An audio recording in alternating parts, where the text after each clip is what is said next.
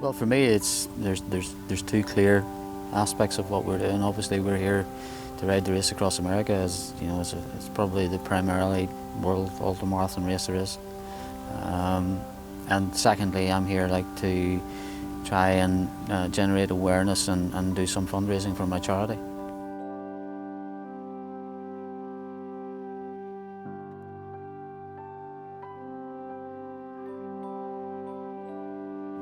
Birth of my second son in 2007.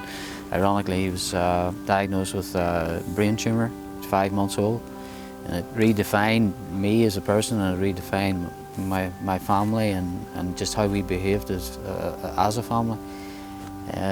We were two years in the cancer journey with my son Ross, you know, battling against the tumour that he had with chemotherapy, etc. We had a lot of isolation in the hospital, and you know, my whole family unit pretty much crashed. I met my wife on the doorway of the hospital. We had no communication. My other son, Ruben, the oldest, you know, got run over practically in the whole process of trying to save Ross's life. And it affects everyone. Cancer affects everyone in the family, and you see this happen to your child, and you just wish it were you instead of him. And like I said, you feel so helpless, knowing that the outcome is uncertain. And so you want to do everything in your power to demonstrate that he's going to get better. He's going to get his life back. He's going to be able to go back to school. He's going to be able to be a kid again. And 2 years into that journey, I decided, having seen and got educated in all the cracks and defaults and the struggles, and that I knew I needed to plug into that somewhere and try and put something back into that system and try and help people who was obviously coming behind me, and that queue is long queue. So in 2009, the World Ultramarathon Series came to Ireland, and the country was designated a round of that championship, and it was a race around Ireland. And I entered the race primarily as a fundraising race, an awareness thing for the charity, and you know, I had no real aspirations of the race. I was out for 10 years, hadn't done a lot of training. I was up against the best guys in the world that do this, and that race had the world champion competing. And the story of the race was that the race ended up that it was the world champion and myself, and eventually I won the race, it then became a sporting story, and it plummeted me into this world of ultramarathon racing, because I continued in it then, and I continued to use the events as fundraising events and so on and so forth. There was also a qualifier for the Race Across America. In 2012 I came to Race Across America, and I got to Colorado, and I suffered altitude sickness in the Rockies. And it was the strangest thing. I'm cycling across the plains, and I look ahead, and there's an RV parked alongside of the road. And as I approached, there were all these guys outside cheering for me, cheering my name, saying, "Go, Len." And I looked, and there's Joe Barr cheering for me. And I had learned later that Joe had to exit the race, that he almost died from the oxygen deprivation in the Rockies. And I felt so bad for him. He'd come all this way and wasn't able to physically finish the race for threat of his own life. And then I thought, wow, what a great team of people. They're there. They could have easily just dropped off the RV in Denver and flown home, but they cheered for the other athletes. I mean, how encouraging was that? And so I had so much respect for a competitor that would do that. It really showed a lot of heart. And this is not like hiking or taking a trek to the top of Mount Everest, you know, where you can hire a guide to get you there. You have to figure all this out yourself. And you know the success. I mean, half the people that start don't make it. And of the rookies, I mean, less than a third of the rookies make it to the finish line. The education of 2012 told me all I need to do in RAM is to finish. That's all I need to do. It really doesn't matter in RAM whether you win or you finish. It's viewed exactly the same. However, finishing is what it's all about. So I don't care what I have to do. I don't care how slow I have to go or how fast I have to go. Hopefully it has to be slow to get to the finish, but that's my objective. I think everyone hopes that if they ever get in trouble, there's people out there to help them. And the fact that Len and now Joe and Hope Camp are helping these families that are struggling, every minute of every day to help their child, and someone's coming in and offering to help take some of that burden off. It's just a great thing. And so for me and Linda and for our in-laws, being able to do a little bit to support that, I think is just good karma. The teams don't need to be entertained at all. They get up in the morning, they work all day getting ready, and they go to bed at night. So you're basically allowing them to use your rooms and maybe providing a little bit of comfort, but there's not a lot of care or attention required. Both teams that we've hosted, Len's team and Joe's team, have been really nice, very ambitious and self-motivated people, so they get things done. And the benefit to us, and I didn't really expect this the first time, was it's really truly inspirational what Len and what Joe are doing. First of all, the ambition to even think that you can ride your bike across the United States in less than 2 weeks, but then the determination and persistence to do it, I think really gives a lesson to everybody. And this was great for my kids, I think, to see that you can take on these unbelievable challenges. But I think the absolute hardest thing has to be the mental challenge of keep doing it hour after hour, day after day, through the deserts, over the mountains. And just that determination not to give up is really admirable and rare. I read Len's book. Len just came out with his book on the experience from 2 years ago. And the mental duress of doing what they're doing really does take a toll, and does affect judgment, and it does affect your physical skills. And there's a team that's built to support that and to coach and to guide. And it's everything from nutrition to when to take a rest to how hard to push. That I think he really has to listen to. And I know it's hard because he's used to being the guy. It's all on him. And he's the one that's driving and really wants to do it. But there's people looking out for him too. How important is your crew? I can't do it without them. It's impossible. It's emotional for me. It's very, very difficult to do. We've got a small team. They're very dedicated. Every person's got like 10 jobs. Everyone is doing 20-hour days. Everyone's extremely tired. And now we've got to start. So, it's not this race is not easy. Do you think you'd be relieved to get on the bike today? Yeah, for sure. For sure, it's been stressful. They tell you in RAM, the hardest part of it is getting to the start line, and that is an absolute. This is very logistically taxing. It's expensive. You're using the energy of all your crew, and you're making them tired to achieve this goal. So, and that you have to do that just to get to the start. So when we start the race, then it almost means that we've achieved it. However, that we obviously know that's not the case, but that's the feeling you have from it. How will you feel in a couple of days once you've passed your cut-off point where you got to the last time? Well, that's a couple of days time. I'm just thinking about today.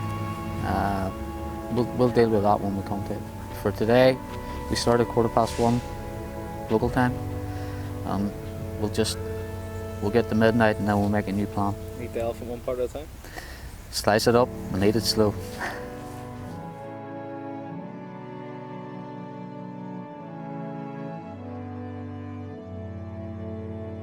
When you pick up the service crew, there's this air of relief that there's someone there to watch.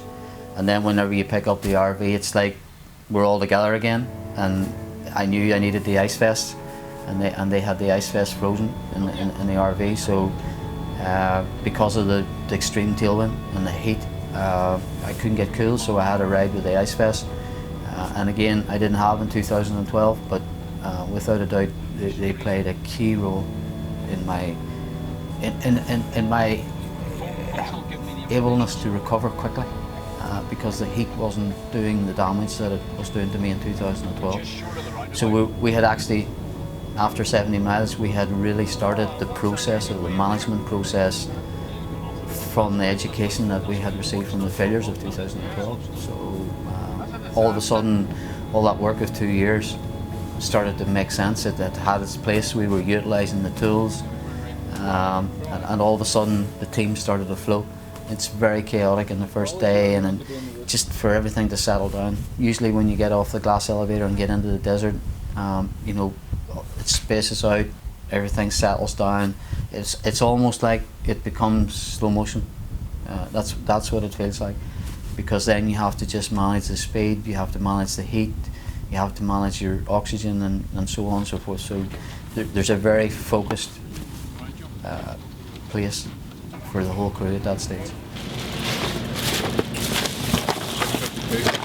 Stick into my arm, Max. Stick into my arm. Stick into my arm. Stick into my arm. Stick into my arm. Stick into your arm.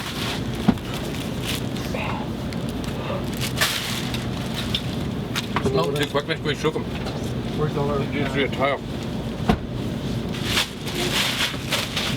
Do through a tile. Here, you can put him on his arm. They really had a big crash. Here, take that. Stay with you. Sorry, keeping it here. Off the elevator. You feeling very hot?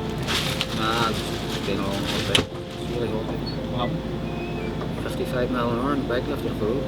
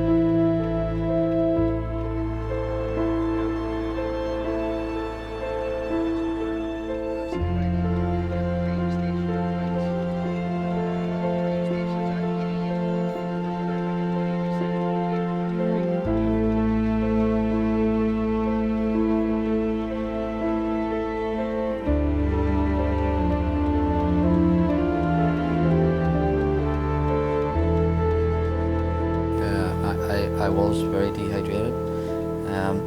As a rider throughout my career, it's been a bit of an Achilles heel for me, in that I've always struggled to manage my hydration process.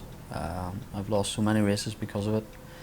I think that one of the reasons it's how I ride the bike, because I'm so intense in actually riding the bike that I forget that I need to eat and drink, and unless there's someone there prompting that, you know, I'm just continually riding the bike, trying to push to be at the fastest I can all the time. And I think that the second part of the answer is, I think the key element to that was the education from 2012 again. I knew that I needed to have two very specific people that I didn't have in 2012, professional knowledge. And I had that from the University of Ulster in Belfast, in Jordanstown, where we had Mark Kirkpatrick, who handled really all the physiology end of what I was doing.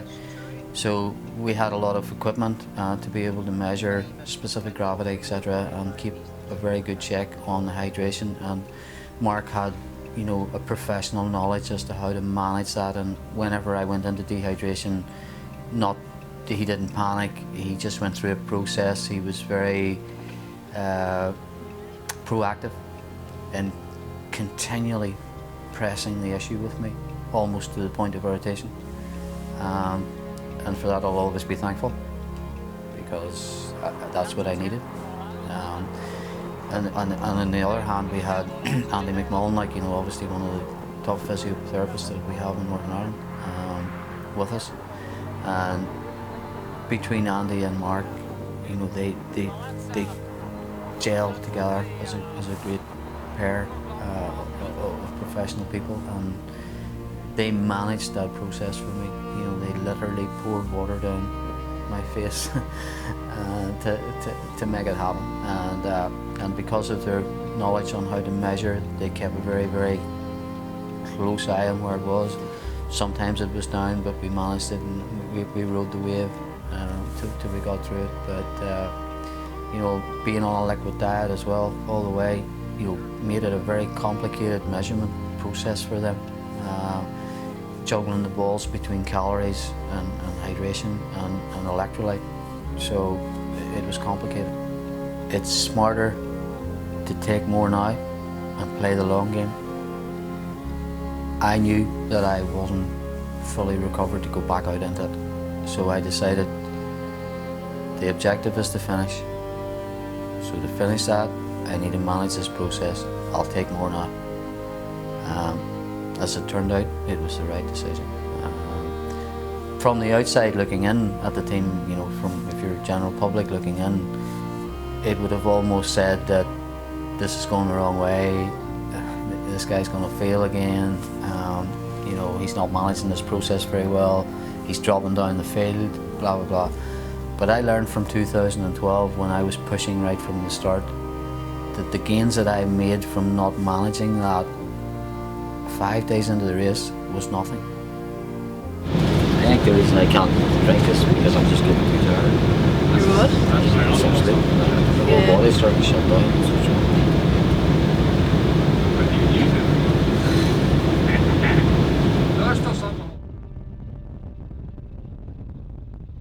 It's so easy to get sucked into the whole race thing, like, and you know, you're in this battle and you're doing the race stuff, you're trying to manage all of these processes, and this stuff's all happening around you, and all of a sudden it's not really that important. And all of this management process of, do I take a sleep, will I take a sleep, hydration, did it, all of that, and you just pull over the side of the road and you're going, I'm time out, I have to ring someone. So it's almost surreal. You sort of leave one world and you step back into the other world, but it's when you step back into that world that you realise the parallel between what we do in race and what the fight is with these kids. It's about managing the long journey. It's the same thing.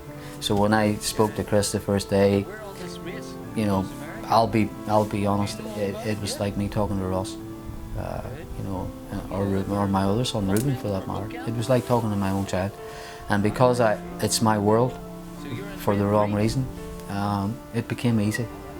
I was nervous about it because I didn't know what I wanted to ask them, or I didn't know what they wanted to say to me, and you know, these are US kids talking to some guy riding a bike across America from somewhere else in the world, and they're 6 years old, and you know, yeah, I'm trying to view it from their world, and but you know what? It was just comfortable. It was just comfortable. It was something I actually looked forward to every day, because they were going to bring something new to the whole thing, a new dimension. More importantly, my crew, my team, me, we were actually extending to a greater amount of people. We were meeting families that we didn't know. We were meeting their families that we didn't know. All of a sudden our team almost became this national iconic thing that was going on. And as the days, you know, rolled along, I could see a national momentum building. We were getting calls. You know, our social media page was going crazy. You know, we were putting up posts that there was thousands of people just, you know, the whole thing had gathered a momentum, and it gave me a great sense of success without the race. I knew that we had fallen on something, or we had created something that was greater than us. And how when the people, you would meet the people at the timing stations, or we would meet people, whatever, how they behaved towards me was very humbling. Because I'm only riding a bike. But they viewed that differently, and for me, like, it's a great honour. It's a great honour to be part of that. And I've always said it, if one individual can help one family, then you've contributed. You don't need to help 100, you don't need to do 200, you just need to do one. And we've been privileged, we've helped a lot. And you know, I could see, you know, the interaction from Chris, and you know, how there was a comfort, there was an easiness in his phone call. I didn't have to force it too much. I needed to get it flowing, but then it became okay. And the thing was, the difference was, each child that I spoke to, I had to start on a different level and behave in a different way, because we had little boys, we had little girls. Everyone has their favourites, and you know, I had my favourites, and that's not disrespectful to anyone else. It was just the way it was. It was how one little girl impacted me. She reminded me of a family at home in Ireland, that whenever I was on my own journey with Ross, and my wife and myself were on our own journey with Ross, when you enter that world, there's a number of families who are this side, that side, and they progress through this journey with you. And unfortunately, that little girl, her name was Kirsten Brown, she didn't make it. Eva reminded me of that, and I think that's where it impacted for me. I felt I was talking to Kirsten, because that's the picture I had in my head. You know, this little girl, and you know, I can still see pictures of Kirsten in my own head when we would go in the respite centre at home in Newcastle and County Down at Chimney. I have this picture of Kirsten sitting on the big couch in that respite centre, and without seeing Eva, although I was talking to her, that's the picture I had. So it had a huge impact for me. Huge.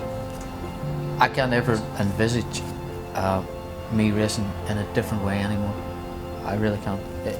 It's part of what we do as a dynamic force, like, and the main part that it brings for me is when they interact with you, it's completely unconditional.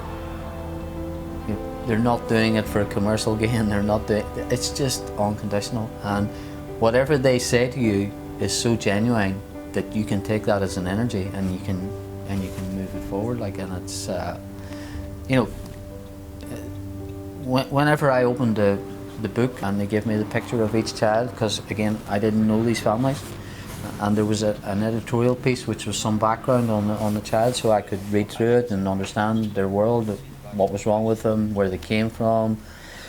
And when I flicked through the pages, I obviously came to this one page, and this little girl had a picture, and she was holding up a picture that she had drawn, and what she had wrote on the picture for me was my team and my 2014 race across America, and it said, "I fought and I won." And to me, it just said everything. You know, it's not that I chose her above anyone else. It was her being that impacted me. And the minute I seen it, I just knew that, you know, this is the face of my team. Because this is saying what we're about, and I was very, very proud of it. Wolf Creek, Colorado.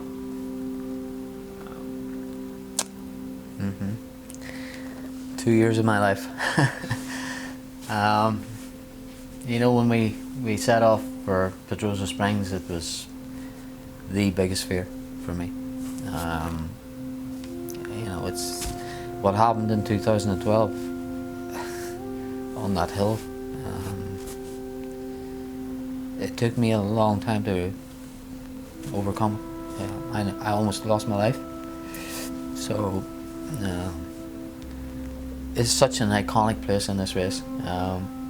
It's difficult for everyone. This time we had a good management process in place. My guys Andy and Mark were really on the case. We were really watching. You know, it's a long climb. It's 50 miles long. I'm a climber. It's my world. But it done so much damage to me in 2012. And it took me mentally such a long time to recover from that impact of what happened. I think it's common knowledge now, you know, I almost died on Wolf Creek Pass. My objective was to get over Wolf Creek, ride by the Rio Grande, and get down into South Fork. And if I could pass the hospital in South Fork, it was going to be a big milestone for me. It wasn't easy. My oxygen level again plummeted. You know, I was out of my depth again. We went down to low 80s, the oxygen level, and I could feel it starting to kick in. So we we stopped, and we managed that process. I seen some of my competitors, Valerio, good friend of mine. You know, I seen a lot of the guys who were in and around me really struggling too. So I knew I was no different. I knew we were in. It was now the game was on, and I spoke with Valerio, and he was empty. He told me he was empty, and you know, Valerio is a very honest rider. He's a true gentleman, and when he says something like that, I knew that I needed to be very, very, very careful, because 2014 could have finished within miles from me. At the top there's a big car park at the top of it, and I decided, right, I'm here, I'm going to sleep, I'm going to manage the oxygen, recover. I always knew that if I could get off the Rockies, off Colorado without the altitude problem, that I had the chance then to be in the race. And I had worked a lot with a company back in Northern Ireland called Inspired Cycling. The MD there, Chris, was a lifelong rider and friend, and over the last 18 months we've worked really, really hard. We've on a 4D setup of position to get the position exactly spot on, especially on the TT bike. We altered the road bikes as well, away from my aggressive mainstream race position, and I worked on that, and it took me a long time to readjust, to be fair, but you know, Chris kept with me, and he kept working with me, and we adjusted it as we went along. The TT bike, you know, is the first TT bike that I've ever had this kind of comfort on, and I've done quite a bit of indoor sessions on the trainer, you know, with altitude mask and power, so I knew I had a good setup there. The gamble was, with the sheer velocity of the crosswind, was to ride the TT bike with a disc wheel on. I'm fortunate. I have a very good capability, technical capability to ride a push bike, and I was able to make use of the crosswind. I was gaining small percentages of gain by allowing the crosswind to carry the disc. And now I had to fight it a lot. I had both my hands were completely blistered at the finish of the 2 days in the crosswind with fighting the wind, but I let it ride the wind, fought the wind, ride the wind, fought the wind, so it almost became, you know, like a fish's tail, like that, but it was gathering momentum. Not unlike how some riders would climb on a really, really steep ascent where they use the zigzag of the road to gain the momentum. It was that type of a technical approach to it, and I gained so much time. because it wasn't about doing it for a small part. It was about saying in my head, I'm going to do this for 2 days non-stop. And that's where I started to set up the attack for West Virginia, back there.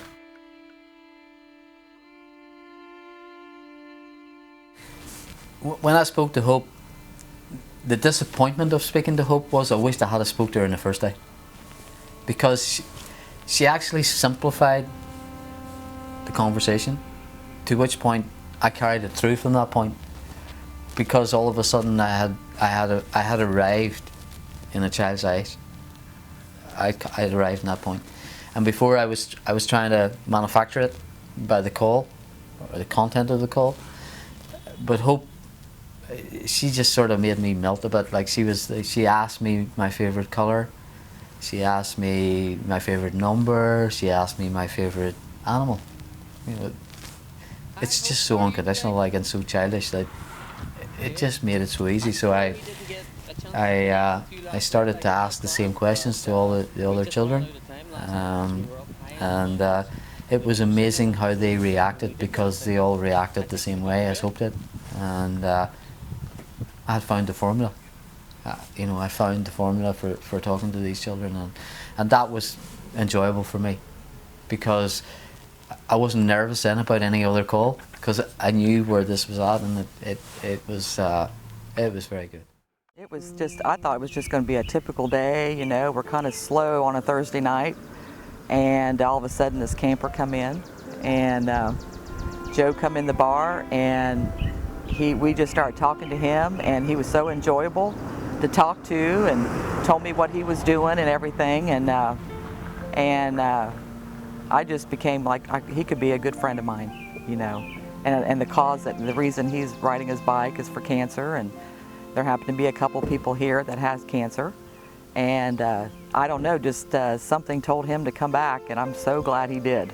We made friends for life. Yeah, they came in, and we got to talk to him in the tavern, and they stayed for several hours, and it was just so enjoyable to talk to him. And my husband was wanting to go home and go to work, you know, and he said, nope, I'm going to stay here and talk to him.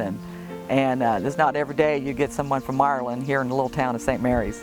That night we were getting ready for a benefit dance for a young girl that had cancer. She said that she's doing well, that her cancer is in remission, and she got married last year, and so she's working, and she's doing really well. And Tammy?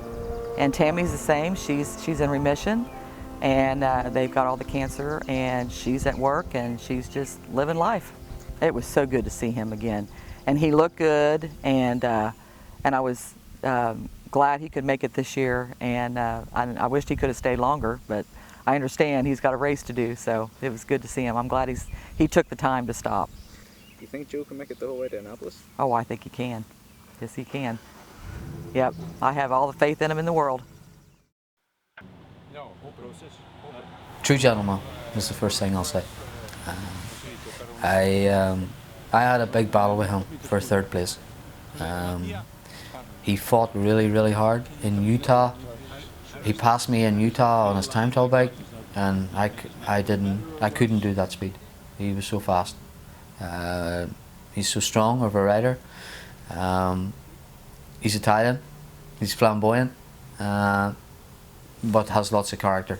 And you know, that battle raged for 2 days, and finally he succumbed. It was a great honour to fight with him, and we had a big battle, but he hurt himself in the process of that. He got badly hurt. He hurt his neck, and I thought he had Shamer's neck. And okay, you know, myself and my own team were in the battle. Our objective is we got to beat him, and we cracked him. Okay, I told him that I was sorry that I inflicted that on him, but I had to race him, and I hoped that he would finish. I always knew that any chance I had in the race across America lay in West Virginia. It lay in the Appalachian Mountains. It's what I do. I wish there was 2 days. I could maybe get in the top 3 in this race if it was 3 days. But for someone at 54 kilos to fight in the crosswind and fight in the flat roads of America is very difficult. And unless I can get some elevation without altitude, then it's very difficult for me to bring back time. But I always, for 2 years, I've always said, I promised myself in my head that when I would reach that point, and because I had started the process in Kansas of gaining back to position myself, I promised myself that I would give absolute maximum effort. I knew that my race in 2014, the best that I could get was second.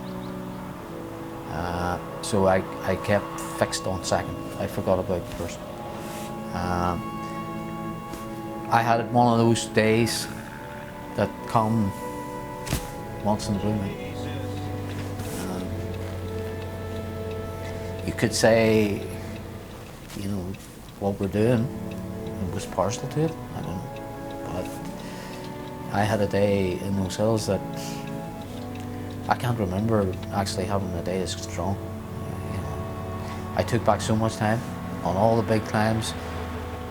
Most of them I didn't even use a small gear. I was just so strong. I think I just had to come to this place, and I had this day that you couldn't manufacture. I was ascending maximum, I was descending maximum. I made no mistakes. I wasn't dehydrated. And all of a sudden, I had rode 300 miles in the Appalachians, absolutely maximum. And when that was over, it was like there was an atomic bomb had happened. And I had passed so many guys, caught so many guys, and probably in the last 20 miles of that section, I finally passed Dale and moved into second place.